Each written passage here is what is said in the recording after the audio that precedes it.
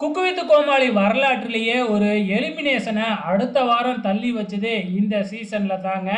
அதாவது இந்த வாரம் எலிமினேஷன் சேலஞ்ச் அப்படின்னே சொல்லி ஃபர்ஸ்ட் எடுத்த உடனே 3 பேரு, அதாவது ரெட் டீம்ல இருந்த ராஜு, உமேர், பிரியா இவங்க 3 பேருக்கும் எலிமினேஷன் சேம்பர் அப்படின்னு சொல்லி ஒரு இது குடுத்துருந்தாங்க. இதுல வந்து பார்த்தீங்கன்னா, 3 பேருமே சேர்ந்து ஏதாச்சும் ஒண்ண தான் செலக்ட் பண்ணணும். அந்த 3 பேருமே அத தான் சமைக்கணும் அப்படின்னு சொல்லிட்டாங்க.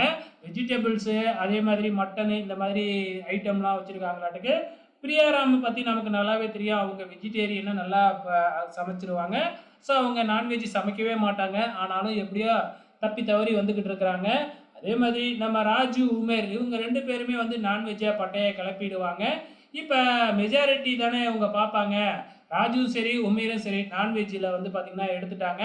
இப்ப வேற வழியே இல்ல. பிரியாராமும் அந்த இத நான்வெஜ் தான் சமைச்சு ஆகணும். இப்ப இந்த 3 பேரும் அத வச்சு ஏதாச்சும் ஒரு ஃபுட் பண்ணணும். அதுல யாரு மோசமா பண்றாங்களோ அவங்கள எலிமினேஷன் அப்படின்னு சொல்லிட்டாங்க. இப்ப வந்து பார்த்தீங்கன்னா, நல்லா சமைக்கிற நம்ம பிரியாராம் எலிமினேட் ஆவாங்களா? ஏன்னா அவங்களுக்கு வந்திருக்கிறது இப்ப நான்வெஜ் ஆச்சே. ராஜுவும், உமேரும் வந்து பார்த்தீங்கன்னா, நான்வெஜ்ல கொஞ்சம் நல்லாவே சமைப்பாங்க. அதுலயும் குறிப்பா நம்ம ராஜு தான் அந்த டிஷ்ஷ செலக்ட் பண்ணியிருக்கிறாரு. ஸோ ராஜு தப்பிச்சுருவாரா அப்படிங்கிறதும் தெரியல.